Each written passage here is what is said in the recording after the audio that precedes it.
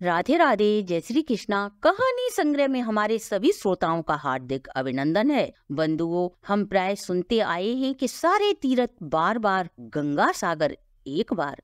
गंगा सागर में ऐसा क्या है जो सभी तीर्थ इस परम पावन तीर्थ स्थान के आगे छोटे नजर आते हैं? आज की वीडियो में आपको इसी रहस्य से हम अवगत कराएं। इससे पहले यदि आप हमारे चैनल पर नए हैं तो सब्सक्राइब करें, वीडियो को शेयर एंड लाइक अवश्य करें। संपूर्ण जानकारी के लिए वीडियो को अंत तक जरूर देखें। बंधुओं, गंगा सागर वो पावन स्थान है जहां पर गंगा नदी बंगाल की खाड़ी में समुद्र से मिलती है। पुराणों में वर्णित है कि सभी तीर्थों की यात्रा बार बार करने पर तब तक पुण्य फल प्राप्त नहीं होता जब तक आप गंगा सागर के पावन तीर्थ के दर्शन नहीं कर लेते। मकर संक्रांति पर गंगा सागर में स्नान दान अत्यधिक पुण्यदायी माना जाता है। इसके पीछे दो कारण हैं। पहला कारण, गंगा सागर महातीर्थ की श्रेणी में आने के कारण संपूर्ण तीर्थों का फल यहाँ आने से मिल जाता है। यह वो परम पावन स्थान है जहाँ पर गंगा नदी के स्पर्श से राजा सगर के 60,000 मृतक पुत्रों की आत्मा को मुक्ति प्राप्त हुई थी। यही कारण है श्रद्धालु यहाँ आकर अपने दिवंगत पितरों के निमित्त तर्पण श्राद्ध कर उनकी आत्मा को संतुष्ट व मुक्ति प्रदान करते हैं। यही कारण है इस परम पावन तीर्थ पर जीवन में एक बार अवश्य ही आकर आप अपने पूर्वजों के साथ साथ आप भी अपने पापों से मुक्त हो सकते हो। इसलिए कहा गया है, सारे तीर्थ बार बार, गंगा सागर एक बार। हमारे वेद पुराणों में यहाँ स्नान दान व आध्यात्मिक दृष्टि से यह स्थान काफी महत्वपूर्ण व मोक्ष प्रदान करने वाला बताया गया है। दूसरा कारण, इस तीर्थ स्थल पर जाने के लिए आप कोलकाता से पहले 86 किलोमीटर काकद्वीप जाना होता है, जहाँ हारवुड पॉइंट से 3.5 किलोमीटर स्टीमर के द्वारा सागर द्वीप पहुंचते हैं। इसके बाद सागर द्वीप से 32 किलोमीटर यात्रा करने के उपरांत गंगा सागर तीर्थ स्थान आता है। पुराने जमाने में साधनों के अभाव में लोगों को इस दुष्कर यात्रा में अनेकों मुश्किलों का सामना करने के कारण महीनों लग जाती थी और लोग इस पावन तीर्थ स्थान पर जाने की दोबारा सोचते भी नहीं थे और कहते थे, सारे तीर्थ बार बार, गंगा सागर एक बार। आइए गंगा सागर का इतिहास जानें। रामायण की कथा के अनुसार अयोध्या नरेश अर्थात भगवान श्री राम के पूर्वज, जिनका नाम सगर था, वह उस समय अयोध्या के राजा थे। उन्होंने अश्वमेध यज्ञ करने का संकल्प लिया। यह सुनकर देवराज इंद्र घबरा गए कि कहीं राजा अपने प्रताप से स्वर्ग पर अधिकार न कर ले। यही सोचकर देवराज इंद्र ने यज्ञ का अश्व चुराकर कपिल मुनि के आश्रम में बांध दिया। राजा सगर की 2 पत्नियां थी, केसनी और सुमिति। रानी केसरी से उनका एक पुत्र था जिसका नाम असमंजस था। वहीं सुमिति के 60,000 पुत्र थे। रानी केसनी का पुत्र असमंजस बड़े ही उद्दंड स्वभाव का था। वह प्रजा को तरह तरह की यातनाएं देता था, जिसके कारण प्रजा उसके आचरण से परेशान थी।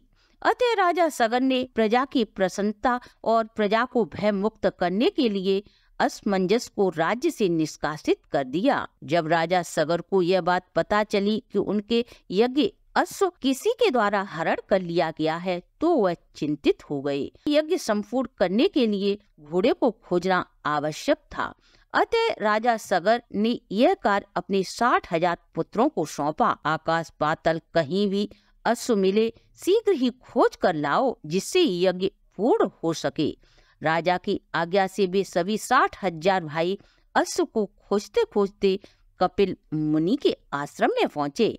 आश्रम में यज्ञ का घोड़ा देखकर वे क्रोधित हो गए। उन्होंने मुनि को ही अश्व चुराने वाला समझ क्रोधित हो मुनि से बोले, मुनि होने का ढोंग करते हो और चोरी करते हो। मुनि को अश्व के विषय में कोई जानकारी नहीं थी क्योंकि वह तपस्या में लीन थे। कपिल मुनि भगवान विष्णु के अंश अवतार थे। उन्होंने पृथ्वी पर कर्दम ऋषि के पुत्र के रूप में जन्म लिया था। राजा सगर के अश्व के विषय में वो कुछ भी नहीं जानते थे। वो बार बार चोर समझकर ऋषि को अपमानित कर रहे थे। कपिल मुनि ने उन्हें बहुत समझाने का प्रयास किया। जब वे नहीं माने तो ऋषि ने राजा सगर के पुत्रों को भस्म होने का श्राप दे दिया। मुनि के श्राप देते ही वे 60,000 सगर पुत्र वहीं भस्म हो गए। जब काफी समय हो गया और वह पुत्र घोड़े को लेकर अपने राज्य नहीं लौटे तो राजा सगर को चिंता हुई। उन्होंने अपने पौत्र अंशुमान, जो असमंजस का पुत्र था, अपने सभी चाचाओं का पता लगाने के लिए भेजा। अंशुमान अपने चाचाओं को खोजते खोजते कपिल मुनि के आश्रम में पहुंचा। जब उसने देखा यज्ञ का अश्व आश्रम में बंधा है, वहीं पास में राख और अस्थियों के ढेर लगे हैं, तो उसे समझने में देर नहीं लगी। उसने बुद्धि और विवेक से कार्य किया और वह हाथ जोड़कर कपिल मुनि की स्तुति करने लगा। उसकी स्तुति से कपिल मुनि प्रसन्न हुए। उन्होंने अंशुमान को यज्ञ का घोड़ा ले जाने की आज्ञा दी और कहा, यदि कोई तुम्हारे वंश का स्वर्ग से पृथ्वी पर गंगा लेकर आएगा तो तुम्हारे सभी चाचाओं की दिगंबर आत्मा को मोक्ष की प्राप्ति होगी। अंशुमान ऋषि को प्रणाम कर यज्ञ का अश्व ले अपने राज्य अयोध्या लौट आया और समस्त वृतांत अपने पितामह को सुनाया। राजा सगर ने ऋषि मुनियों को बुलाकर यज्ञ पूर्ण किया। इसके बाद 30,000 वर्षों तक वो राज्य का सुख भोग कर अंशुमान को अयोध्या के सिंहासन पर विराजमान कर स्वर्ग चले गए। अंशुमान अपने पुत्र को राज्य सौंपकर पृथ्वी पर गंगा लाने के लिए कठोर तप करते हैं। तप करते करते वे भी स्वर्ग सिधार जाते हैं, परंतु सफलता प्राप्त नहीं होती। इसके बाद अंशुमान के पुत्र दिलीप अपने पिता का अधूरा कार्य पूरा करने के लिए तपस्या करते हैं, लेकिन वो भी असफल रहते हैं। इसके बाद राजा दिलीप के पुत्र भगीरथ ने अपने अथक प्रयास और कठोर तप से गंगा माता को स्वर्ग से लाने में सफलता प्राप्त की, लेकिन स्वर्ग लोक पर आने से पहले गंगा भगीरथ से बोली, पृथ्वी लोक पर मेरे प्रभाव अर्थात तेज वेग को संभालने वाला कोई नहीं है। इसलिए गंगा माँ की बात को सुनकर भगीरथ एक पैर पर खड़े होकर भगवान शिव की कठोर तपस्या करते हैं और उन्हें प्रसन्न कर लेते हैं। भगवान शिव स्वर्ग से पृथ्वी लोक पर गंगा को अपनी जटाओं में धारण करते हैं। इसके बाद 7 धाराओं के रूप में वे भूमि पर उतरती हैं। पहले 3 धाराएं हिलादिनी, फाबिनी और नलिनी पूर्व की ओर चलती हैं। सुचच, सीता और सिंधु पश्चिम की ओर बहने लगती हैं। 7वीं धारा भागीरथ के बताए रास्ते पर उनके पीछे पीछे चलने लगती है।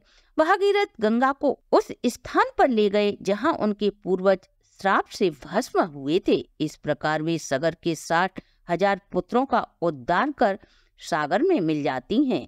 भागीरथ द्वारा पृथ्वी पर लाए जाने के कारण वे भागीरथी कहलाईं। जिस स्थान पर सगर के पुत्रों को मुक्ति मिली वही स्थान आज गंगा सागर तीर्थ के नाम से विख्यात है। जिस दिन वो पृथ्वी पर अवतरित हुई थी वह दिन मकर संक्रांति का दिन था। अतः संक्रांति के दिन गंगा सागर स्नान का अत्यधिक महत्व बताया गया है। आज भी लाखों की संख्या में लोग मकर संक्रांति पर यहाँ आकर स्नान दान तर्पण कर अपने पूर्वजों का उद्धार कर उन्हें तृप्त करते हैं। यहाँ गंगा किनारे ही कपिल मुनि का आश्रम था जो समुद्र में समा गया है।